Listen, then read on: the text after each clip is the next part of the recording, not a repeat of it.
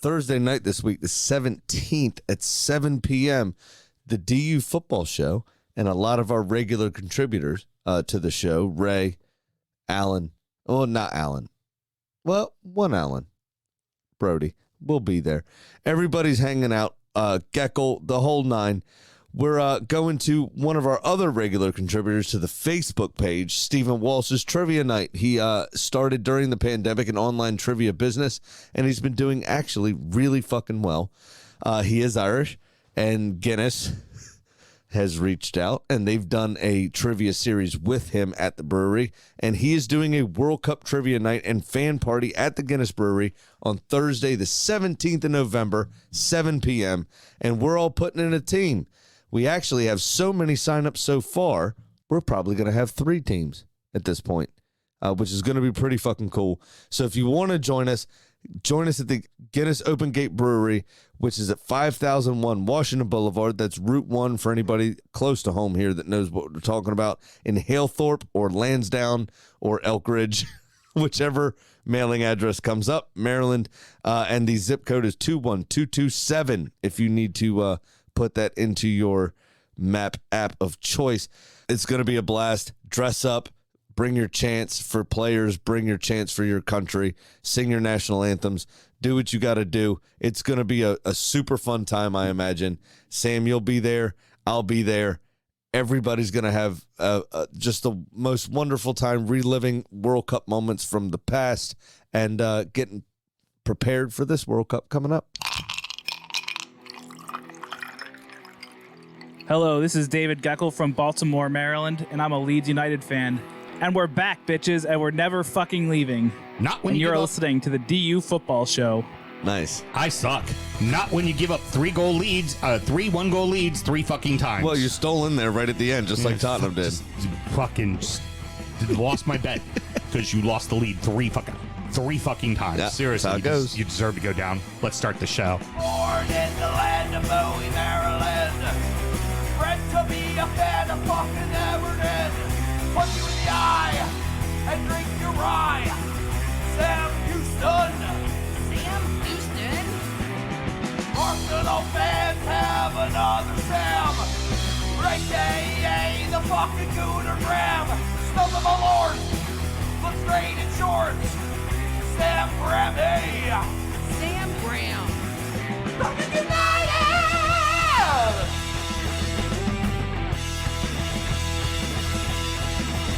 Fucking United!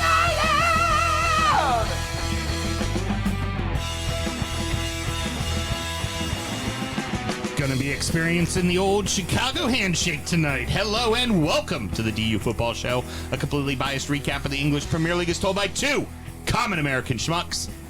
I'm your host, Sam Houston, and across the way from me, the salt and pepper is getting deeper, boy. You let him make fun of me getting old. You're looking old yourself, old and haggard. My co-host, Mr. Samuel Graham. Sammy, how are you? I don't think haggard is the way to go. Well, if somebody would have made you a sandwich, you wouldn't be haggard. That's fairly true. But, don't be jealous that I have hair. No. It's, okay? Trust me. The hair was gone a long, long time ago.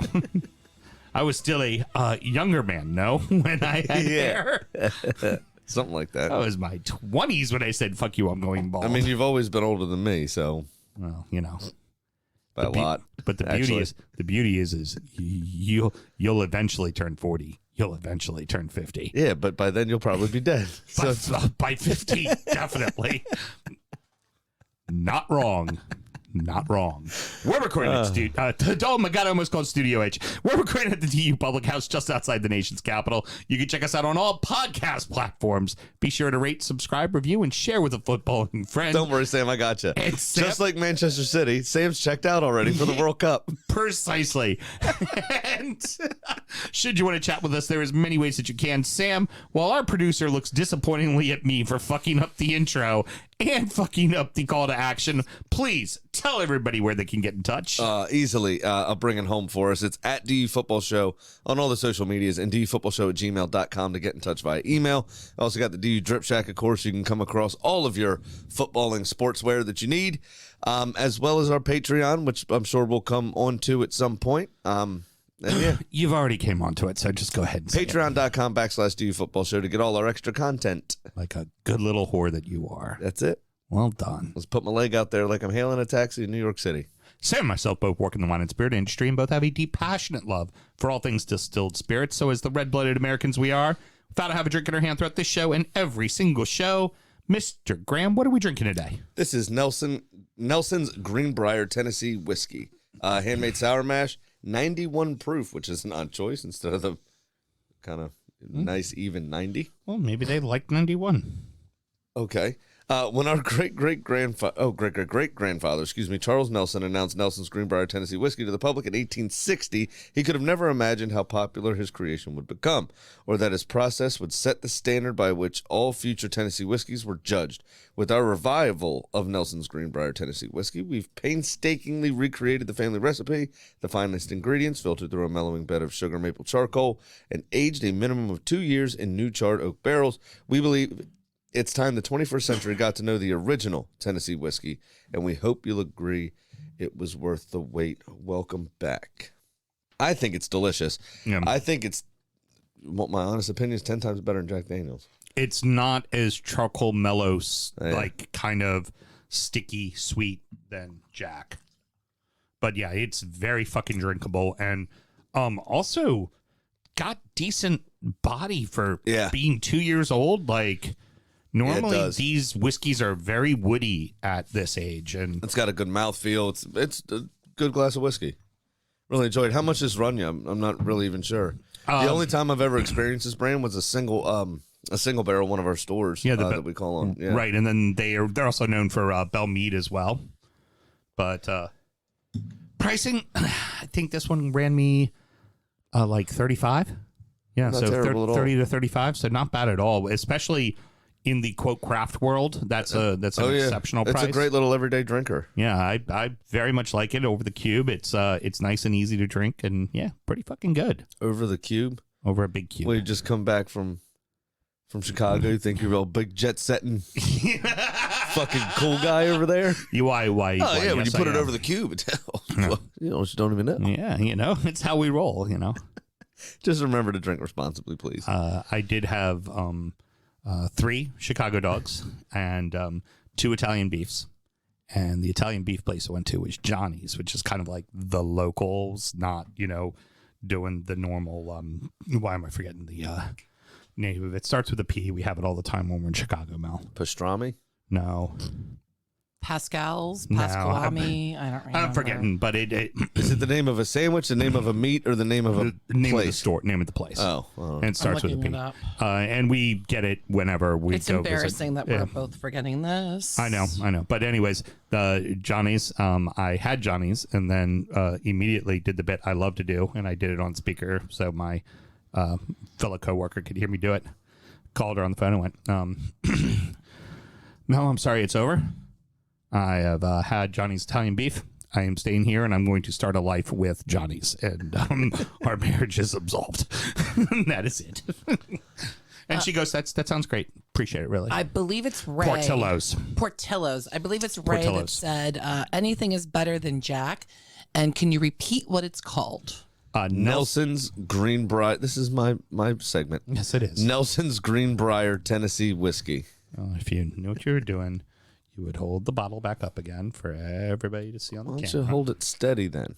See, there you go. At least I had the thought to fucking do it. All right, let's get into it. Oh, my God. You have a nice show too. Oh, yeah. Yeah, there you go. Yeah, cheers. I'm just Fucker. going to fade away. Yeah. Well, I'm forgetting all kinds of shit. I got 4 shows to do tonight. Give me a fucking break. Yeah. Arsenal's lead at the top has grown as they got a little help from a buzzing bee's brace after being shooed away by Southgate. You like how I nailed that one, didn't how you? many times did you rewrite that? One time, thank you, and one take also. I'm an excellent cold reader. Brentford 2, Man City 1, Arsenal 2, Wolverhampton 0.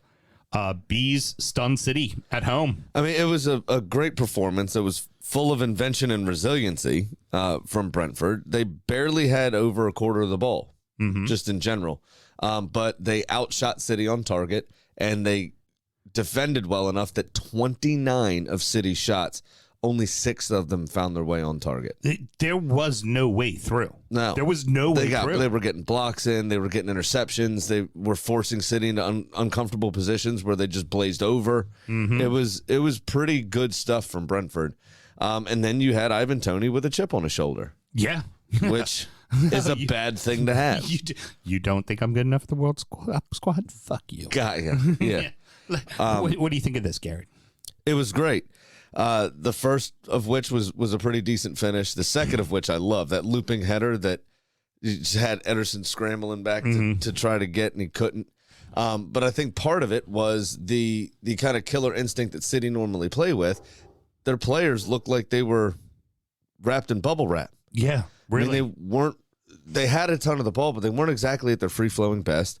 And they definitely had their foot off the gas. Yeah, they weren't taking it to Brentford. Even with all the possession, it didn't feel like they were ever like, oh shit, we gotta get a second goal. We gotta win this. It was just like, okay, we can see it out to a draw. It'll be all right. Yeah. And we'll get those points when we play Arsenal. We'll be okay.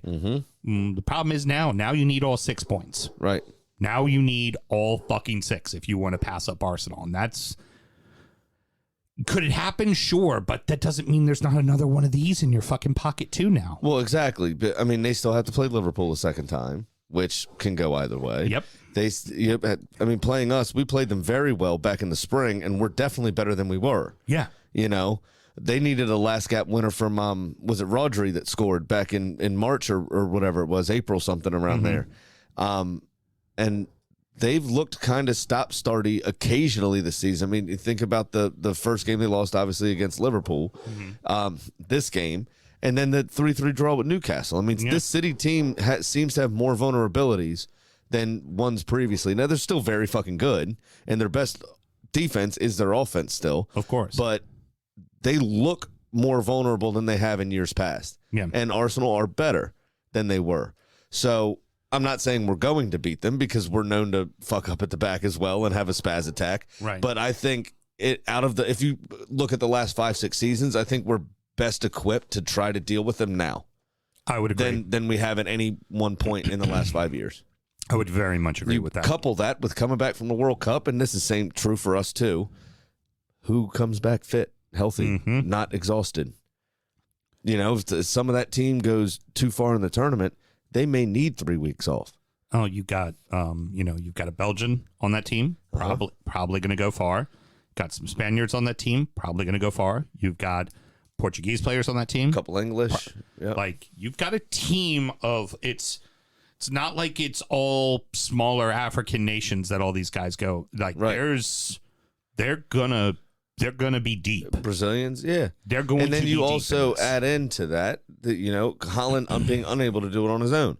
He was the only one giving it a real go on Saturday. Yeah. And it's obvious that he can't do it by himself. He needs that service. Yeah.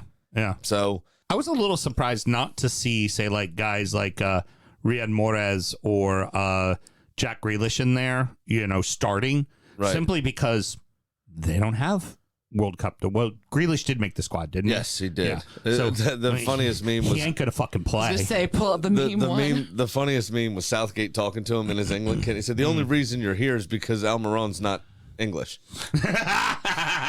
which is quite funny. Yeah. After all the shit he was talking. Yeah. Obviously. So, like I said, for their, I mean, it even seemed like Pep took the game off. To be honest with you, he didn't even look mad about it. It was weird. He was also very casual Pep too. You noticed that he was like wearing like ripped up diesel jeans and like I'm convinced how he wears shit that somehow he's got some kind of branding with. It's a hoodie, a zip up hoodie with a giant P over its heart. There ain't no doubt it has something to do with that man. Yeah. No doubt it has something to do with that man. Looking like he was going out for a fucking Sunday fun day and not a fucking not an That's actual his birthday match. outfit. Jesus, That's his birthday outfit because it's for him. So again, all that being said, Pep. Let's the one last thing. Thomas Frank set up an exceptional defensive effort out of that team. 100%. And Raya had a great match in the net, and the whole defense, it really, and it's not even just the defensive line being there to block shots. It was couple that with a midfield who just was not going to let City through the lanes. They weren't going to do it. It was remarkable. It was an amazing game from Brentford. Really was. Yeah, it was a great game plan, and it was perfect from especially my jaded perspective, of being an Arsenal supporter. It was they set up perfect. They approached the game with the right amount of organization and unbridled enthusiasm. Yeah. At the same time, it was good. And then moving on, all you needed to do was get the win. Against managerless Wolves. You sure did make it look tough in the first half there, didn't you? Nobody really tried in the first half. Yeah. Arsenal moved the ball very slowly, and Wolves were happy to concede possession. They got every player behind the ball. But they found opportunities too. That was the thing. They were very much playing on the counter, and then there were once or twice where we kind of fucked ourselves. Yeah, a bit. The Gabriel pass back. Yeah, a couple of those. Saliba's pass back. It was Saliba's pass back that Gabriel got the touch on to put it over. Yeah. So there was that, but after halftime, Arsenal looked brand new. They were moving the ball quickly, shifting from side to side, switching the run of play, and basically just overpowered Wolves. And finally, the breakthrough came through from Martin Odegaard, and then he found the net again after a pretty good double save by Jose Sa. I was going to say another brace. There are a bunch of braces this weekend. Oh, yeah. But it was all in all, I would just say it's a great performance. But, yeah, and again, they're young. Saliba did make the French squad, which is a big deal for him, obviously. Mm-hmm. But and he's having a fantastic season. But he had that stretch where he had like an own goal, and this pass could have been a nightmare. If that ball's in the back of the net and it's 1-1, and suddenly you guys could be draw trouble. or lose. A couple, nerves could set in and all that kind of stuff as well. You don't know what's going to happen at that point. So agreed. It's very helpful, obviously, that it didn't happen. but yeah, I mean they dealt with it well, and top at Christmas by 5 points. All right. Well, I'm going to ask one final question, Sam, before we go into the next segment. I'm not saying it. Don't try to get me to say it. Can you do it? Can we? Anyone can do it. Leicester proved it. Yeah. Will we? Don't know. I didn't say will. I'm not committing. I'm not asking you to make that kind of commitment because you fuck yourself if you do. Yep. The simple question is, can you do it? Yes. Champions League is starting to take shape, and there were some huge results in the manner it did take shape. Newcastle 1, Chelsea 0, Tottenham 4, Leeds 3, Manchester United 2, Fulham 1. Much like we said last week with you versus Chelsea, how you manhandled them, insert the word Newcastle manhandled Chelsea. I mean, they went toe-to-toe with Chelsea. Yeah. And the maturity that they showed was excellent. And if you're going to say that Arsenal's beyond expectations at the moment where they're at and in their process, Newcastle are miles ahead of that of theirs. You know what I mean? They have what Eddie Howe has done. Now they did add a few players and they spent about $100 million, but that's no less than anybody else fucking spent. So far. When they start doing a Neymar-esque transfer, that's when I'll complain about their budget. Right. I could tell you right now, if the season ended and you won it and Newcastle came in third, I would say you guys were the big surprise of the season for winning it. Yeah. If you came in second and City won it and Newcastle came in third, I would say Newcastle was the biggest surprise. I kind of get that. Because you finishing in second, you're like, yeah, well, we expected them to be in the hunt. Like we expected Arsenal to be back in the Champions League places, Champions basically. League, improved, fighting for the title, being a nuisance. We expected that. So if you finish in second, kind of expected. Right. But Newcastle in third fucking place already is a big time is a big time deal. We were thinking maybe McRib. Right. Maybe, they're on a just have a wee jaunt to Europe next season. Yeah, so either just build yourself up, start being able to attract better players. Yeah, 6th, 7th, 8th is where we kind of saw them maybe. Exactly. But maybe a run in a domestic cup, maybe. And in back-to-back weeks, beating fucking people who are fucking... right around them. Right around them, competing them. I mean, fucking hats off to them. And almost beat fucking Liverpool as I think that's their 5th win in a row. Yeah. They're on fire. They're on absolute fire right now. And it's funny because this wasn't the team you thought would do it. This wasn't the manager you thought would do it. Yeah, Mel's offering you coffee. I'm good, thank you. Now, the coffee's got a little amaretto in it, Oh, too. nice. I There you mean, come go. on. Actually, maybe I'll try it. You think she can do this shit sober? Or better yet, sorry, you think she can do this? You think she wants to do it this sober. shit That's the sober. key. Yeah. That's the key. That's the There key. you go. Wants is the key word. But Newcastle counterattacked brilliantly. Mm-hmm. They put Chelsea in uncomfortable positions. The ball was about even, but the chances were all Newcastle's. Really, Nick Pope, I think, had to make 2 really good saves. Everything else was pretty routine. But after how it started, the first 6 games, no loss, advancing in their Champions League group, everything else, you thought, okay, Graham Potter's making this transition pretty easy. Right. I think what the spell they're in now is what we expected to happen right at the beginning of Potter's reign, stepping up from Brighton and all that kind of stuff. But this is now a winless in their last 4, and I think he's kind of testing how long his leash is from the Bowleys. I mean, we spoke, last time about the only thing we really have to compare it to is a Los Angeles Dodgers manager who they David Roberts, he still manages today. Exactly. They gave him a long leash and let him have his growing pains. I wonder if they're going to do the same here. I just, that's the only thing we have to go on. So you'd like to think yes. Todd Bowley doesn't seem like a guy that wants egg on his face, so I think he's going to stick with Potter as long as he can. But they need to get a coherent transfer strategy. And in January, they need to buy some of Graham Potter's players that he wants, because he inherited a misfiring squad that they all act like spoiled brats. Do you think? And that all came out, that maybe? frustration came out after the game. Look, why didn't you roll over for us? Yeah. We're Chelsea. Right. When Kai Havertz squared up to essentially all of Geordie Nation at once. And speaking of that the 13th man that is, I mean, everybody talks about Anfield and how loud it is and how, that when you'll never walk alone and everything else. Goodison at the end of the year. Exactly. How it was with Spirit of the Blues. And then, I mean, West Ham and blowing bubbles, but that's a song about disappointment. So kind of just fits, doesn't it? Currently, yes. But they, St. James Park is fucking raucous at the moment. And vicious too. When they got on Chelsea's back, I mean, and it was from maybe the 15th minute or so, for when Newcastle really started turning the screw, to the end of the fucking game, and they were just giving it nonstop, cheering every pass, cheering every touch, clapping every half chance they had, and Chelsea felt the pressure, and they started to snap a bit. Yeah. Now you mentioned this one with Nick Pope, and I kind of wanted to double back to it because I have a thought on it.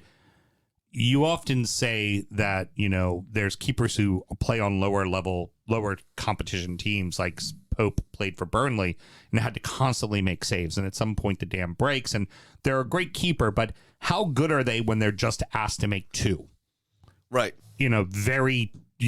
Where your team is very good, but you're asked to make a world-class save while not seeing anything the whole time. Right. Pope's starting to become that keeper. Yep. He's on. He's not making mistakes. And he made a couple of worldies, and that was the only chances that, honestly, Chelsea had. That was it. Yep. And he made the saves that he needed to make, which made it very comfortable for his team to just go dominate the match. Exactly. They didn't have to get a second or third. They just, he made the saves he needed to fucking make. You could say, we always use the example of Ben Foster because he's always played on kind of middling clubs. Where like Allison or Ederson are in goal and they may only see 2 goals or 2 shots a game, rather. Right. Where Ben Foster sees 13. Right.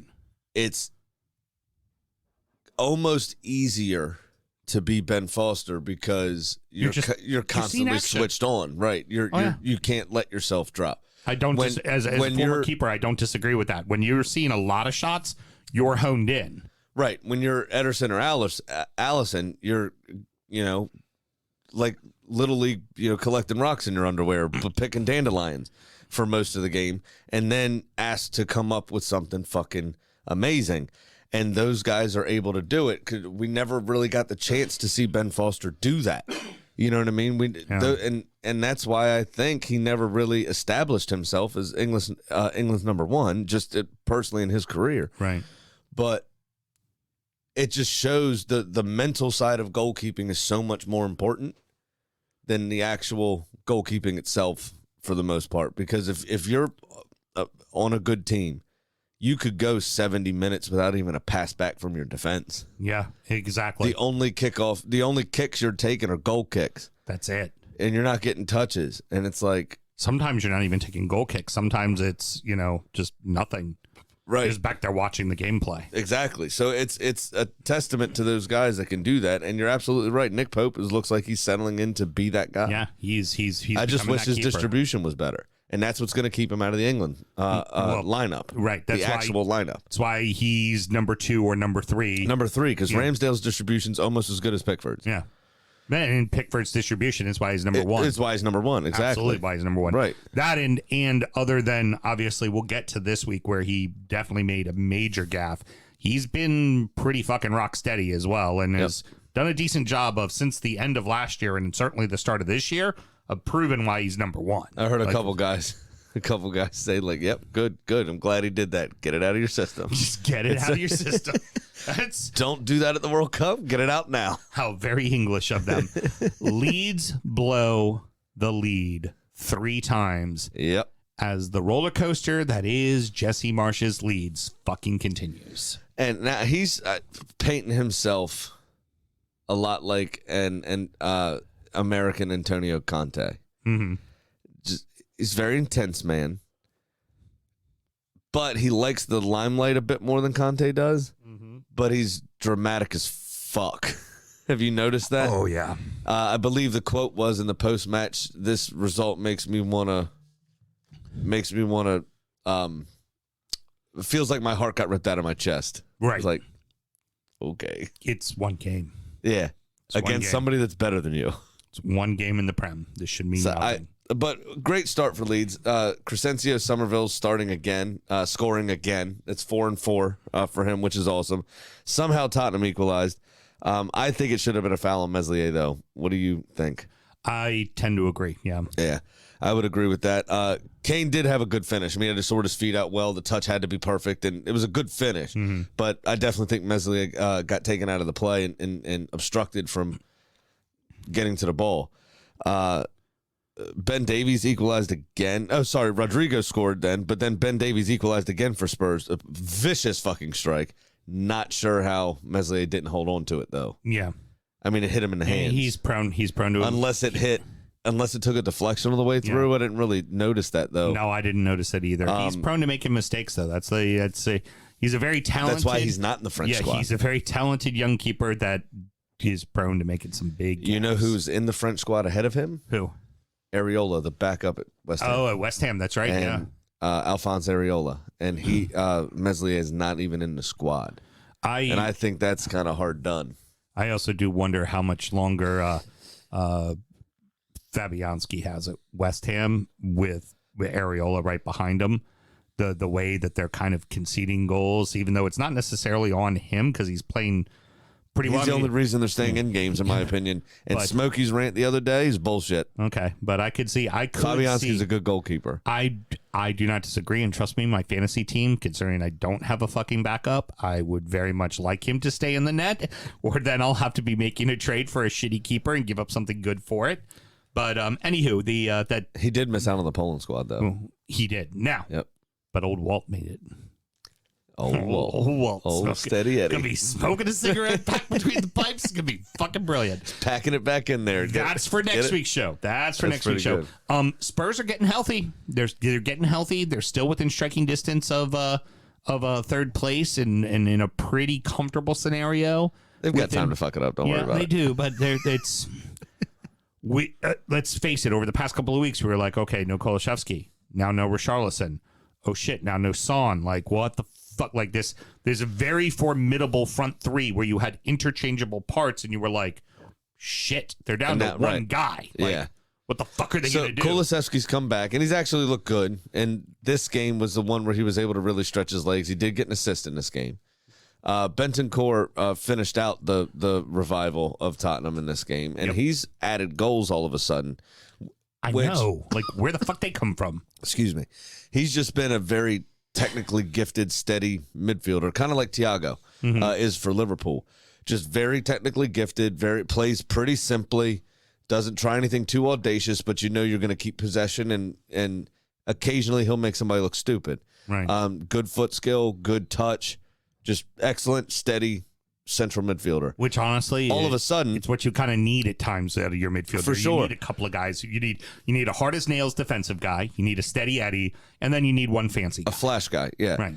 But he's added in the last 4 or 5 games, he scored 3. Mm-hmm. I mean, he's been coming on, and all 3 of those have been winners. Yeah, it's interesting because they've had Højbjerg had a little run of goals, and now he's had a little run of goals. They're sharing them around since the front three's been so disjointed. Yeah, and Harry Kane can't do it all himself. Yeah, they came through this, and you know what? Fine, good game. It's fun to watch for the neutral. They'll do well to get Christian Romero back from injury. Hopefully, he was included in Argentina's squad, so it obviously looks good. Yeah. They think he's going to be fit for the World Cup. Can he stay fit? Is he forcing himself back early? Is Just all that kind of World stuff? Cup. Exactly. It's Lionel Messi's last World Cup as well. Yeah. So to be in that Argentina squad, to see him off for international retirement would be a great honor for a lot of those players, I would imagine. Yeah. And you hope that he's not forcing himself back early to go and then ruining the rest of the season with Tottenham. Agreed. Because that is a potential, some of these players, Yep. Agreed. So they just don't want to miss out on it. Can I say the following? Manchester United and Fulham was a boring fucking match. Yes, it was. Oh my God. It was a boring fucking match. Yes, Mel? Well, then why is it in this segment and Villa's at the end? Never mind. I'll talk about it then. You know why it's in this segment? Because Manchester United is flirting with Champions League spots and Villa fucking isn't.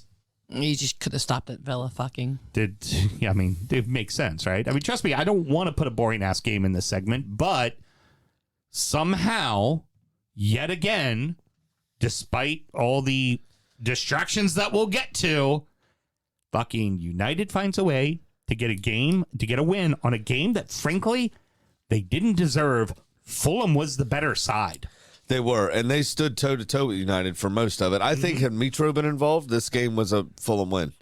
I don't disagree with that. Because they had chances. Because that's someone who would have put a couple away, and this would have been, 3-1. Exactly right. And United would have been chasing the game. Exactly right. 100%. What I didn't realize is that's Christian Eriksen's first goal for the club. Mm-hmm. I figured he would have scored at some point. Now, just hasn't. Here, if we're going to say something positive about Manchester United, it was definitely the Bruno Fernandes Christian Eriksen show. The two of them played. Yeah, they played stellar, and they have that ability to just control a game. The problem was it wasn't anything controlling that was like progressive. Good. Yeah, right. Like they just held the ball the whole fucking game. It was almost like they just lulled Fulham to a nice little nap and then went, oh, here we go. We just scored. Yeah, exactly. Good goal from Garnacho coming in. Good strength, good pace, good, composure, everything. I hope he they keep him and Ronaldo apart. Yeah, just don't let keep that kid's feet on the ground. Yeah. Don't let him get blown up by anybody. Don't let him get his head turned. Don't let him nothing. Keep him away from Cristiano Ronaldo. Basically make a special point to tell him that if you ever pull any of this bullshit with the way your career is starting to shoot for the stars here, we'll fucking sell you in a heartbeat. So CR7 had a talk with your boy. My boy is fucking guy. He's an Arsenal supporter. Yeah, but he's a crazy uncle. There's every supporters group has them. The Brexit lot. He's the Alex Jones of Arsenal that's supporters. What I'm saying. Exactly right. I was just about to say he's Alex Jones. Shouldn't CR7 piece know? Of shit, Piers Morgan. I'm sitting down with Piers Morgan, who's a diehard Arsenal fan. He is going to do everything in his power to get me to say something stupid. Here, allow me to say something stupid. Well, yeah, it was just like Piers. How do you like life under Ten Hag? And Ronaldo was like, that motherfucker, and then just unloaded every piece of dirty laundry that he possibly had. It was just like, what are you doing? I mean, this is like when Costanza was trying to get fired from the Yankees so he could become the Mets scout. You remember this? Yes. He's driving the World Series trophy around dragging it behind his car in the parking lot, doing circles, honking and screaming insults about Steinbrenner out the window. He tried to streak on the field. These are all the Ronaldo. It didn't take his pants off. but he walked off the field when he wasn't supposed to. That's a kind of professional streaking, if you will. He laid it all bare. It's ridiculous. What the fuck are you doing? If I was Ten Hag, I'd be like, you're never playing for us again. Don't even show up to training. Fuck you. It'd be easy. He's one of the greatest talents to ever play the game, and he's always been opinionated, but I think he's always known his place within a club. And producer Mel was kind of asking me about it, and I was like, you kind of did the big no-no. As a player, you don't open the locker room door. A coach is allowed to call you out, and you take it. And you can then not play for him and underperform for him, but you don't... You can say something about him once he's gone. Yeah, he didn't have control of the locker room, didn't really see his vision, what he was doing, but you don't do it while you're still employed. Fucking on the team. Yeah. Yes. So the guys in chat have opinions on this. Christian commented that Haig would have made him wear the armband, of course. Yeah, he did. He put the fucking armband on him. Right. And Timmy is watching. He says he just wants a new pool to lounge in. Yeah, it's Miami FC is waiting. Fulham is about to open up. They have a pool. Yeah, it's. I believe Rooney said something like, "Come to America and say this shit to my face." Because he was having a go at him. Yeah. Wayne Rooney or Ronaldo had a go at Rooney as well. But hey, at least he got fined $1 million. I mean, 2 weeks salary. It's fucking ridiculous. That hurts. That's pocket money for him. Yeah. And I think what even seems even more ridiculous about all of this is that's a Manchester United great, right? And even when Ronaldo, which one? Yeah. Like he's a Manchester United great. And I thought you were saying that about Rooney. I was like, he's their all-time leading goal scorer. Right. Like, show some respect. Yes. Well, and Rooney wouldn't say bullshit like that. In fact, the only thing Rooney said is that he pissed off DC United by in an interview going, yeah, honestly, if Everton or Manchester United come calling, it is where I want to coach. I will go coach there. That's different. That's being honest. That's just honesty. Which, I mean, his boyhood club that he got his start with, and the club that he made and him that call might be coming sooner than one later. Of the greatest players in the world. I'm not disagreeing with that one either. I'd like it to be a couple of years from now, but the way things are going, might be in a month. Ronaldo's concerned about things like Rooney not being as hot as him. Yeah, I'm amazed. Rooney had a hair transplant. The vanity. He's trying to up his game. That's where you got the idea. I mean, honestly, it's the vanity of Ronaldo. This the one of the biggest things we have to remember for always. You've gotten that now 3 times, right? Tegan's phone broke, so she's using my iPad that has the same Apple ID as this. And if she doesn't answer it fast enough, it then rings my phone. Heard. That's the 4th missed FaceTime call from her little best friend.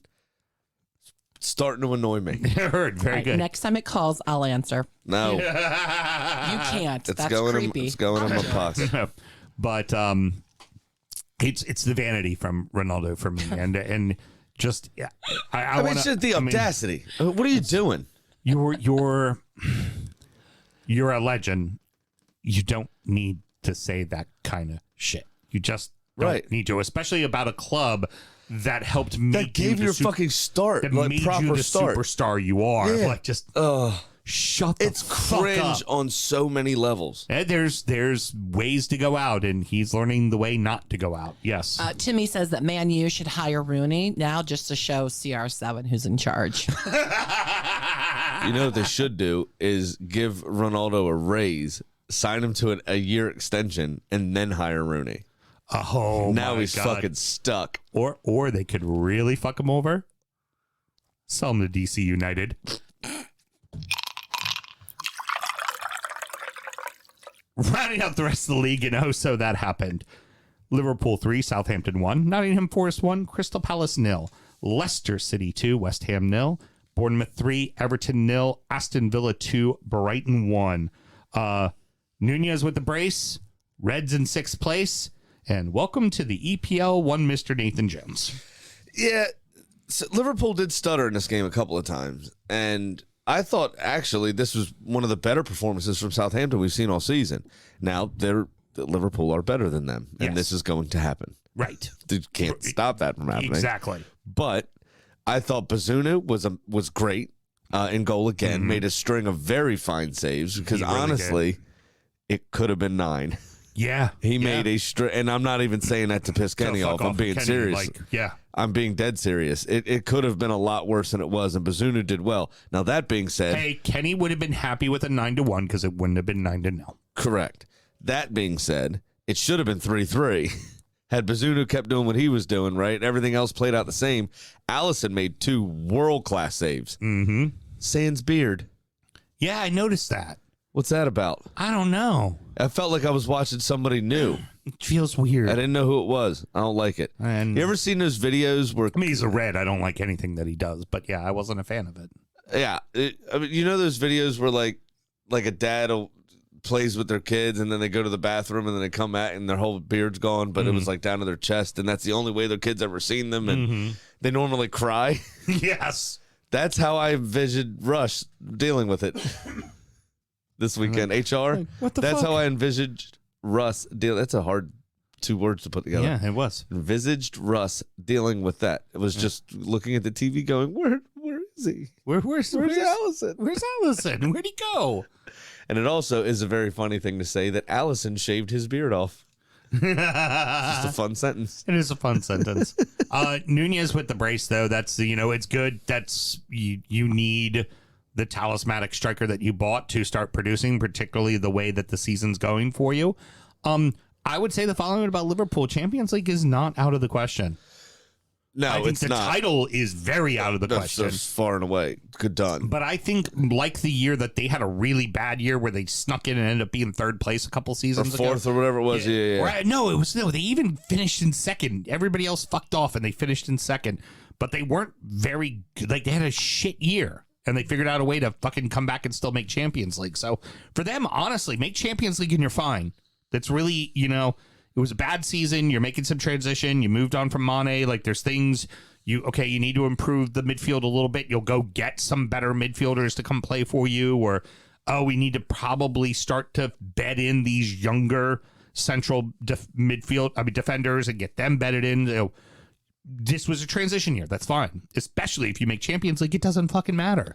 Did you notice, too, the timing of some of the goals? Because whenever there's this many on at the same time, I'm watching one game, and then I always check scores and what players. Likewise. At this point, right, when Firmino opened the scoring, it was, I think, Firmino. I'm pretty sure Ivan Toney had put his first in. And there was somebody else that had been fucked over in selections. I can't remember who it was. Somebody else that didn't get called up to their national side. But it was like everybody that got dissed were the only 4 people on the score sheet at that point across the league. Yeah. It was pretty good. I was like, oh, man. And then James Maddison fucked it up by scoring for Leicester. Yeah. Celebrating his call up. Moving on, needed win for Forest, and Big time. I guess Wilf just assumed that Dean Henderson was going to save it, so he just went ahead and did him a favor and just missed. Yeah, I mean, really, I'll just read it to you because there's nothing really to talk about the game. No, nothing at all. Really. This is what I wrote. How unlucky can you really be? I guess it was all used up by dodging the penalty shout. All the luck that should have been a penalty in my opinion for Forest, that Palace was the egregious party. Then winning one but missing it. To not having an injury acknowledged, which to the letter of the law didn't have to be because it wasn't a head injury. And we'll get to that. And steady Eddie Guaita spilling a simple catch to the feet of Gibbs White. And that's the goal that proves the winner of the game.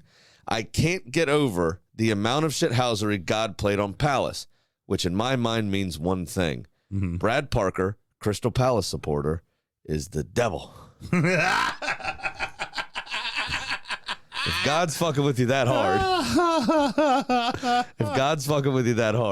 you got to be the devil, right? Bloody fucking brilliant. I love it. Bloody fucking brilliant. And that cheesy ass shit I just did was more interesting than the game. Yes. Irons cannot score. They cannot score right now. And your boy now is 3rd, but 2nd on number of clean sheets at 6. Yeah, but I think that's more to do with Faiz. Okay. And that was a good little play on words by Brody too. Yeah. Did you see that? Yes, about in the comments he said I'll face the facts. Yeah. Or whatever. Yeah, that was pretty good. I think it's a lot to do with the defense being much more settled. Not losing Wesley Fofana. Mm-hmm. I mean, essentially you go from knowing exactly what was happening at the back to your entire plan being fucked off because Kasper Schmeichel left on deadline day. Right. And on deadline day, you brought in your new replacement who had to get bedded in. Right. And for central defense, I meant. Which is all well and good. Yeah. But they were all losing Fofana 3 days prior to that or whatever it was. There was a lot of business done in that last week of the transfer window that fucked Leicester hard. I still don't think Danny Ward's a good goalkeeper. Mm-hmm. But I think now that the defense is a bit more organized and they're limiting how many shots he sees, you're seeing the best that he can possibly produce now. Here's hoping he's a really shitty keeper next Monday. Well, when they see Chelsea, when they see Liverpool, when they see City, when they see Arsenal again, when they see us. City, it was 1-0. He didn't do bad. Yeah, but I think that was more to City fucking it off than it was. Fair enough. Because at Arsenal he let in 4, and that's where I see the issue. If they can limit the number of chances that he has to face, then yeah, sure, I'd look good if I only had to face 2 shots a game. Yeah, you know what I'm saying? Not yet. No, we still got to get to the game.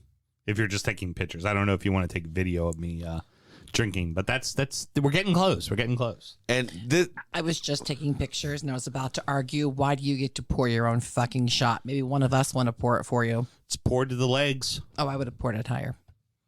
It deserves to have it poured higher. The Fabianski. I just want to say, as I pour myself a larger shot than we normally take, fuck you. I will remember this. I was just joking because it's funny. Fuck you. I will remember this. He's a man who hates himself. Yes, that's true. I am an Everton supporter. This isn't EA, okay? Everton Anonymous. Fabianski was required to make a ton of saves in this game, though. So, yeah. I mean, it could have been a lot worse. Which is where I have my issue with Smokey. Fabianski is a good fucking goalkeeper. In a 2-0 loss, Fabianski in fantasy scored me 9 fucking points. Exactly. And it wasn't just because of the penalty save. He saved a penalty. He saved a penalty, but he also then had 6 saves, which gave me extra 2 points, 2 or 4 points or whatever it is. Yeah, exactly. 9 fucking points while conceding 2. Exactly right. That's what I'm saying. He's a good goalkeeper, and I'm pissed off he didn't make it for Poland. Yeah. So, and honestly, and we're about to say this as we transition to Everton, but for West Ham, until you get the fuck out of it, you're in the relegation battle. Mm-hmm. You're there. You are fucking there because they did it. They got a couple of wins, and it seemed like the ship was turned the right way, and then they've just been fucking it off lately, which leads me into the next team, fucking Everton. They got a couple of wins. We were talking about this. They got that win against Palace. They got the draw against Fulham. You're like, okay, they're moving in the right direction. Yeah, Leicester's doing well, but it's at home. They fucking lose to them. And then, I'm sorry, the worst thing you ever want to fucking hear as a player or a supporter is at the end of the match when a group of supporters, because you've been in their building twice in the same fucking week and lost to them 7-1 collectively, getting exited out of the League Cup 4-1 and then 3-0 here, and you hear, can we play you? Can we play you? Can we play you every week? That is not the chant you want to fucking hear. Wait, Sam, wait. Hold on. My head hurts. Can you bring it home for us and put it in the back of the net? Jesus, fuck me Christ. All right, so sorry, Russ. I would like to say the following right off the bat. Muted. I'll apologize. Sorry, Russ. I would like to say this right off the bat. Bournemouth was a better side. Bournemouth deserved the win 100%. They were ruthless and they deserve it. James Tarkowski was on the ground with a head injury as Kiefer Moore jumped over top of him with a head injury to score the goal. And knocking heads himself with Mikalenko, who went out with a concussion. But that's okay when he got a head injury later and it meant fuck all. Tweet, stop play, everybody. There's somebody on the ground with a fucking head injury. Craig Pawson had, this match could have gotten much worse in the second half if Everton decided to be cynical as they were losing, because in the first half he had zero control. I would like to then now beckon back to Alon's red card against Newcastle last year, because every time I see spikes going into an ankle, I keep reminding myself they went to great painstakingly tasks to give Alon a red card in that moment when it was probably an orange, a severe yellow, but they made it a red. And in this game, right fucking spikes up right into the fucking side of the leg. It's a yellow. It's a yellow. That's about what it's worth. And Everton does no favors. Here's a match. Like the ref's not going your way. You would think in the second half you'd come out fired up. Onana, right off the bat, had a run right at goal and put off a shot. And then no, one more shot on goal the rest of the game. 3 shots on goal. Like, they're just they seem to be playing in slow motion. And great, the defense is quote unquote really good, or the keeping is really good. You can't keep this shit up. Now, last week I told you there were 4 or 5 teams better than us. One of those teams I thought was Bournemouth, and Bournemouth is better than us. So now I still feel confident there are 3 teams worse than us. I do. And the 3 teams below us, I think we're better than all of them. But we need to fix this shit in a fucking hurry. Then it's the manager at that point. Need to fix this shit in a But that's the fucking thing. hurry. Then it's the manager at that point. If you honestly feel like you're better than them, then it's the system, right? But is it time for us to change a manager? Yeah, you got a month. Yet. You got a month to work with the team before you have to kick off again. And This is where I worry for Lampard. This is what Bournemouth's been waiting for. It's why they're giving Gary O'Neill a job. But they've been waiting for this time frame to talk to people. Julian Lopetegui taking over at Wolves starting today, Monday. But Sam, also in the case of Everton, it's been 1 week since you looked at me. Exactly. It's been, but it has now been pretty much every 7 months. Like, at some point, we got to stick with somebody. At some point, we got to figure it the fuck out. And it seems like at moments it works. And I don't think the team isn't playing for Frank. I'm not sure he's the reason why they're not performing. I honestly think, really, for Everton, they've got to get an impact player in because you can't keep relying on Damari Gray. You just can't. Or Iwobi. Yeah. Iwobi's not doing bad, though. Well, no, I know. What I'm saying is they don't produce enough end product to be who you rely on. Right. So you need somebody to be that guy. Yeah. But what Martin Odegaard, right, has done was realize the potential that Real Madrid saw when he was 15. You know what I'm saying? He's finally showing that now at 24 or whatever he is. Right. Or 26 or however old he is. You need somebody that can come in and be a talisman. So there we go, everybody. Nice, big, fat fucking shot. Normally, it's there just below the seahorse's legs. Right there is where we normally do it. And, Seahorse doesn't have legs. Well, the seahorse's seashell. tail. And, do you remember that video, Mel? Because I was just in Chicago, I went ahead and brought back some old style. So little Chicago handshake here. Because a Chicago handshake is exactly what my club fucking deserves. Cheers. Mel, you know what it tastes like? Chicken to China, the Chinese chicken. I was wearing his sweatshirt earlier and to go put the chickens to bed, and it was his Everton one. And he was like, "Oh, I got to get a picture of you in the Everton sweatshirt." And I was like, "Well, I need to take it off. It smells." And he goes, "It's clean." I go, "No, baby. It just permanently smells like Malort." This season, yeah. This season and last season, for sure. You've drank a lot of Malort the last year and a half. I'm done taking pictures of him doing Malort. It's every week. Also, we start recycling some of those. 2 members of our team have not done Malort before when I was out in Chicago, so of course I did it with them. The first one was great. My buddy Mark, who's down in Florida, he decided to videotape himself doing it, and he does the shot. And unfortunately, you really can't hear the audio, but he's doing the shot looking at the camera, and it's me looking right at him. And he goes grabbing for his single malt and soda, right? Scotch and soda, Westward and soda. Start drinking that, and I'm sitting there going, it's not going to help. Nope. It's not going to help. No, it's actually going to make things worse. I can't think of something worse to chase Malort with than Scotch and soda. Right. Well, single malt and soda. Doesn't matter. Right. But and then he puts that down. He doesn't grab a cup. He grabs the carafe of water. And I'm just like That's nope. just gonna aerate it. I was like, not helping. And I was like, you got to fight through that shit. Got to accept it. You just got to deal with it. Accept what you're doing right now. Accept it, right? And then my friend Jess, who's Boston and Connecticut and up there, she had it, and she very straight-faced about it. And she's like, okay. Because her and I joke about it all the time. We've tried all the shitty liquors. Because morbid curiosity. And she does it, and then after a while, she's just like, my God, that tastes like shit. It's like one of those hot sauce delayed reactions. Oh, that's not so bad.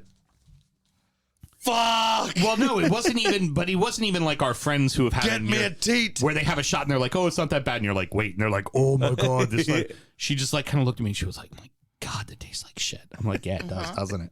Brilliant. Oh, man. You know what we need to do? We need to figure out a way to sneak some Malort into Thursday. Yeah, we do. Maybe just have it in the car. All right, flask. What's Thursday? The World Cup trivia. Oh, that's right. Maybe just bring a bottle and put it in the trunk. Walk people out during intermission. Chippy fucking match with Villa at Brighton. Now, it's funny. Mel, I just want to tell you the following. What you saw there at the end that you found entertaining. That's Emery ball right there at its finest. The last 20 minutes of that match, that's what Emery does. I mean, I enjoyed it. It's fucking boring. It was not. Yes, it is. The match wasn't boring. Oh, my goodness. It was chippy as fuck. It was. I mean, Brighton were on the front foot early on and stole a goal like that fucking seagull from the video. That was ridiculous. And then Villa came roaring back. I mean, it was. Mel, what'd you see? I mean, it was just a good performance. Joy. I saw Mings enjoying his shithousery. I saw Emmy going right up to stall the game by marching up and getting in players' faces. I saw them enjoying playing with one another. I saw Danny Ings enjoying his teammates. I saw a Villa team that was having fun and we're finally playing as a unit and not disjointed. And yeah, they were kicking it back with 7 fouls, which 7 yellow cards. I mean, 7 yellow cards. Maybe that's a lot. Yeah, the club should be fined for that. Hey, Mel. I think they get fined at 5. What was it you said about the match that was so important in the house that you had, specifically that fucked with Brighton? Oh, Get my way downtown, walking fast. I'm a seagull. Go fuck yourself. Me. For a little extra luck, because after that first match, I was pouring my coffee, and the first goal happened in 80 seconds. No, less than a minute. She means amaretto. Yeah. Well, yeah, my with a splash of coffee. And I went to the bedroom, and I pulled up my mother's Christmas present, and I laid it on the couch for some extra luck. Her Crystal Palace jersey. We got her this year's kit. Awesome. So I figured having a Crystal Palace jersey watching the game with me would be a little help. Thus proving Brad Parker, Satan. Sure money. You know what I didn't think of, actually, that you said there that was What? pretty good, was the enthusiasm with which the team celebrated both of Danny Ings' goals, right? Did you see the way Miguel Almiron celebrated Joe Willox after he took it off Miggy's foot? Oh, yeah. I mean, that shows the togetherness of the teams, right? I mean, that spirit is awesome. That's good for them. When a team is really sinking, you can tell, and you watch them in the way that they're playing, and that was definitely the case in both of those instances. I mean, I did feel really bad for Sanchez, though, with getting a hand to the penalty with just being too hard to stop it. 'cause He'd he was already diving. moved. Yeah, He'd already moved. It's tough. Anyway, That's the problem with down the center. right. Yeah. Anyway, this is the segment which we make bets to better inform you for your bets, and because we're really fucking good at it. Actually, if you didn't know, so I lost and I'm down $1,400 now going into the World Cup break, but that's all good because my Cup of Losers, the Dort Spy Rect sponsored Cup of Losers, says this: don't bloody well care, cause we are top of the league. Say we are top of the league at Christmas. With a 5-point motherfucking cushion. Was it only City that fucked your bet? Yeah. No, I don't know. I stopped paying attention and care because the bet was lost. It would have been fantastic if it was that the only one that screwed the parlay. Oh, as I feed the I don't Cup of think Losers, it was. I think I had another screw up in there too. 3 fucking times Leeds. Fuck you. Oh, It's still and brilliant. Leeds gave it away 3 times, and I'm now down $668. Big Sam's Lock of the Week. Graham, 15.384615% of the time. It works 100% of the time. There you go. Very good. Now, I think our boy's here. He is. Let's bring him in. And now, it's time for our degenerate gambling friend Pat's Pick of the Week. So quickly before Pat begins, I just want to say that we will not be making our Premier League bets this week, obviously, because the league doesn't return for a good wee while. That will be on the next show prior to Boxing Day for the Premier League action. But we are doing something really fucking interesting for the World Cup. And Pat basically sent it to us in a fit of losing, and the email was very incoherent and couldn't understand, so he came on to explain it to us. Very Pat, good. what are we doing for the World Cup? We are doing a football pool. We have, yeah. I mean, and with listeners too. So it's it could get up to a pretty good amount. Right now, last look, it was like 16 people. So at $20 a pop. So that's pretty good. Very Yep, nice. not too Very shabby. nice. Yeah, Yeah, and so- there's one so far that's double entry. Which more. If you want to put in an extra $20 or $40 for more entries, go for it. Oh, trust me, I'm already second guessing what I put in already, and I definitely want to do a wackadoodle one because and we'll talk about it next week. I need to do one where I don't have France advancing because the winner of the World Cup never advances out of the group stages the next year. Plus some of their injuries. Yeah, like something very. I keep looking at it going, Australia, no, they're not going to be the one, and I think it's Morocco in that group too. I'm like, no, like it's. Yeah, we're going to have to Denmark lock down. could win that group, but yeah, Denmark could win that group. They could definitely beat France, but yeah, I'm definitely going to do a second poll. That's going to I happen. think I'm going to put in $20 and have my niece Abby, the 4-year-old, pick the teams for me. Love it. Nice. There you go. We're going to have to lock down these secondary pools, though, or Okay. they have to pay $20 more. Oh yeah, no, you pay 20 Which- more. Yeah. I didn't know you could put in multiple pools to start with, so that wasn't something that I shared as a rule. Okay. So people are about to be mad at me. All right. Well, then, Pat, figure out if anybody's done. Whoever's done the double pool, they got I got to reach out to them, and Yeah, they you either gotta need pay to another- delete it. Yeah. Every entry's got to be $20. If Every you want to do entry's- multiple pools, yeah. I didn't know you could do multiples, my point, so I didn't tell anybody specifically. It's $20 per entry. Right. Yeah. Gotcha. So if somebody has, because I've only collected, I think, 14 people's money, 13 Got it. people's money. Got it. So if there's 16 entries, that's a fucking problem. And- Okay, well, it's also including me and you, and I'm sure you put your money in already too. Both so. of us have. So then Okay. it's probably the one person who put in 2 did not put in their money yet. Correct. Yeah. Fair enough. So I have $40 more to send you currently, and I sent you 220 that included Sam's and 20 that included mine. So Okay. that's 220, 240, that's 280, so it'd be 14 people. And then you have your own 20 responsibilities, so that's 15 people. yeah. So one. So Yep. one Yeah. person put in a second entry. Excellent. Also, All right, get also the baseball bat. Let's fucking go get it. All right. Well, also, first, how are the football red Commander Skins team doing? Surprisingly, it started off like a typical Monday night fashion where they went 3 and out. They roughed the punter and they got the ball back, and then immediately fumbled the ball, and Philly scored. Had goal line. But then their next drive, they took like 7.5 minutes off the clock and went down and scored. Now Philly just scored again to make it 14-7, but surprisingly they're keeping up. It's not like 21-0 like normal Monday Night Football, and you're already going to bed. Normal Monday Night Football for this team is like we're already down 35-0 at halftime. So very good. All right. Yeah. The second thing that I have for you is for next week's show. I believe you've already sent us. We're going to go ahead and bet the World Cup, right, bud? Yeah, we're making bets during the World Cup. Hell yeah! Why the hell not? Why wouldn't we do that? I love it. And, so this is a great time for a programming note. We are going to bring you a World Cup show every week. Yep, we're gonna hop on and cover the cup. That's it. So next Monday is going to be the kind of preview show. We're going to go through some squads, some notable players. Really, what we're doing is, because we are a Premier League specific show, we're going to follow Premier League based players for the most part. Yep. And then of course there'll be some USA chat, there'll be some England team chat, and then notable players that like Sadio Mane, for instance, and a few others that are recent Premier League departures that we all still know and love. Yeah, we'll keep an eye on them, especially Sam. So we're going to do that kind of stuff.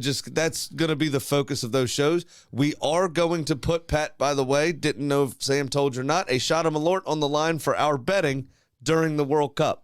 So there will be just one shot, unlike the main season, which is a 4-banger at the end of the season for being so bad. But during the World Cup, we are going to bet once a week, and a shot of Malort to the person that finishes the most down. Oh, and Kitty is down for the World Cup, by the way. She's going to definitely bet on it. And the final thought before we let Pat go here is if you want to be part of the pool, you need to be part of the Drunker United FC closed group. If not, that's the only way to it. I did pin the World Cup stuff at the top, so look for the group. It's called Drunkard United, and you can get a link off of our Facebook page and in our bio. Except for she got the let's get that money up. That's right. It's Christmas. I need to buy some presents for my kids. Come on. That's arrogant. He needs to buy presents for his kids because he's only lost all the Christmas present money in his life. There's nothing sadder than Pat's son opening up a box full of IOUs. IOUs and busted bet slips. I was going to say I was going to say the picture of the present that I meant to buy for him, but I ordered it through Amazon. Damn, Amazon's taking forever. I mean, it should have been here already. I'm sorry, son. Took it off should have been here. It's all crinkled up because he thought it was a bet slip, and then he realized it was the picture. Oh, fuck. All right, man. So, yeah, if, again, Drunken United FC on Facebook, the closed group, ask to join it, get involved. Once all my Venmo information is on that post. That's the important bit. You got to send me money because I'm not chasing people down. Send me money before I send you the link. And we'll remind people, too, because once we get out of the group stage, there's a repick once the teams that advance. Yep. Too. So. And also, everybody, definitely do not send Sam requests for $20 for dick pics. Do not, again, I repeat, send Sam Graham $20 for dick pics. Also, don't have it be for a Z job. Because if you can't afford it, big fella, or if you got to ask big fella, you can't afford it. I blew the line. You up. Like, 3 strikes, you're done. I am done. Wow. Are we? Is this it? Any more for any more? That's the best. If I get whumped by Pat, yep, that's all. Right. Any more for any more? Oh, I'm good. Hey, Pat. Yeah. I love it. I didn't even do it because I wasn't paying attention. Pat was already going, already resigned to it. You know what? Shit, that's funny. You know what's great about me being terrible? So we have a chicken that's better.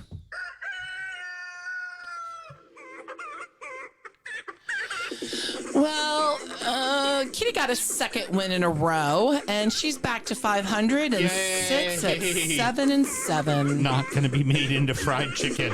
So she's back in the coop and says she's planning on betting the cup. Awesome. You said that Kitty's in on all of this World Cup stuff. Does that mean she's in for the shots of Malort? Yeah, we already know she's going to do better than us, so it doesn't really Absolutely matter. true. I mean, I don't think Kitty is willing to do that, but you're welcome to ask her. I'm just glad Kitty doesn't have access to cash, or else she'd put herself into the World Cup pool and fucking win it. Oh, well, where do you think I got this $20 bill from? Oh, no. Oh, yeah, that's definitely from the chicken. She'll be making her own bets. But you know how she'll be making those bets? Very legally and very responsibly. Championship corner! I've fallen and I can't get up. Oh no! Producer thought she was DJ Scribbles, was going to bring it down, cut out the music, push it back up, and hit the next sound. She thought she had that shit on lock. Instead, everybody just stopped dancing. You know, and the beauty is she's going to probably edit it out, but we're talking about it, so now everybody knows that she fucked up royally. I can edit all this out, too. She could. When I fuck up, she follows me right up with a fuck up. I love it. Hey, Graham, ready? Yeah. Championship corner! I've fallen and I can't get up. Oh no! I've fallen and I still fuck up. Very well done, Mel. Now that's in the show. All right. So, can the only one that hasn't fucked up yet go? Sure. Go Since for this it. is my segment, thank you. Sunderland beat Birmingham on Friday. Hold on, I thought this was our show. Why are you calling it my segment? 2-1. Segment, not show. I didn't say show. It said segment. Watford and Bristol City drew 0-0. Sheffield United 1-0 over Cardiff. Just fucked up right there. Okay, I'm not a good cold reader, but I didn't say the wrong intro. I didn't push the wrong buttons. I didn't do any of that. All right, you cunts. Fucking slow your roll. Let's give you those opportunities. I'm sure you fucked that up. Coventry 2-0 over QPR. Huddersfield and Swansea 2, I'm sure. A very exciting 0-0 draw. Reading 2-1 over Hull. Luton and Rotherham 1-1. Borough over Norwich City 2-1. Millwall 4-2 in a barn burner against Preston. West Brom 2-0. Loving life after Steve Bruce. And then Burnley 3-0 over Blackburn in a top of the table bout. And I did forget to tell you about Wigan beating out Blackpool 2-1. That leaves your table looking like this. Burnley still on top on 41 points. Sheffield United on 38. Blackburn Rovers on 36. Watford on 33 and 4th. Norwich are on 5th, on 32 points. Millwall in 6th on 31. However, they have a game in hand on everyone in front of them, so they could jump to 4th should they win that game in hand. QPR in 7th, Swansea in 8th, Preston North End in 9th, all also on 31 points. However, they've played the maximum 21 games. Luton in 10th. Let's go down to the bottom. Again. Huddersfield dead last. Blackpool in 23rd. 3 points clear of Huddersfield, although Huddersfield do have a game in hand. West Brom out of the relegation zone, but tied in points with Wigan on 23 apiece. 10 goal difference better, but West Brom do have the game in hand as well.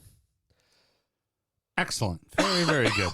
I had to cover you there, huh? A little cough. Has something going on here at my throat. Look at you. All that. So, you know what's happening is that late September, early October season change. Yeah. I normally get all that drainage and I'd start coughing and doing a bunch of shit for about 3 weeks. Mm-hmm. Hasn't happened because we just had extended summer. Right.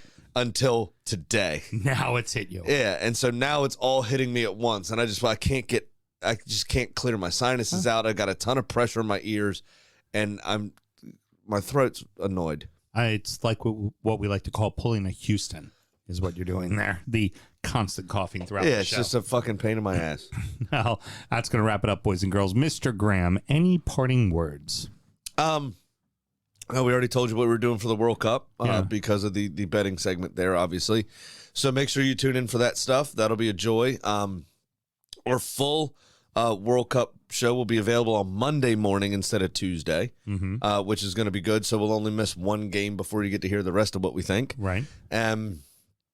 Other than that, I think that's it. I think we'll, for this bit of action for the Premier League, obviously we'll have to see after Boxing Day. But I think it's going to be a fun month. And we're gonna get some shit off our chest here in a little bit. Excellent, very good. Right? Yes, we are. We're gonna talk a little bit about the Prem. Basically, the first 15 minutes or so, I'd say, of that World Cup of the preview World show Cup show, will yeah. be what would have been this D-back segment. Yeah, not wrong. He's not wrong. If you boys just and want a girls. little preview, check it out. Deep dives into the U.S. and England will probably be happening on Patreon. Does that make sense? Do we want to say that? Yeah. Well, I mean, throughout the World Cup, we'll do that, and Couple interviews potentially. League One still plays, so we'll be checking in on Aki. Of course, we'll still be drinking beers and having fun with that. And we'll probably look in on the pool as well, see what's going on there. Cool. So. And as always, you can find that at patreon.com/DU Football Show. You get Injury Time, which is our preview show of the upcoming stuff. We go over our beers, we go over our adopted clubs, as Sam was just saying. And then you also get Sound Check, which is our real sound check. Mel checking our levels, us catching up from the week of work and everything else. And you get to hear kind of general insights about your favorite podcast host that you don't normally get to hear. How very Republican of you to be concerned about when I'm stepping all over your segments, but not give one shit when you're stepping all over mine. Well, I'm pretty sure you tossed it back to me, Sam, okay? You hear what you want to hear. Go on, Alex. Keep being you. Till next week, everybody. But you're a man, though. I can't say anything mean about you. Born in the land of Bowie, Maryland. Bred to be a fan of fucking Everton. Punch you in the eye and drink your rye. Sam Houston. Sam Houston? Arsenal fans have another Sam. AKA the fucking Gooner Graham. Stump of my lord. Look straight in shorts. Sam Graham, hey. Sam Graham. Brooklyn United!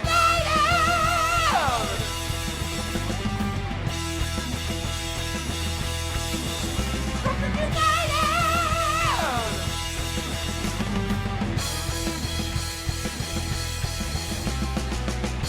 Hit the fucking mute button!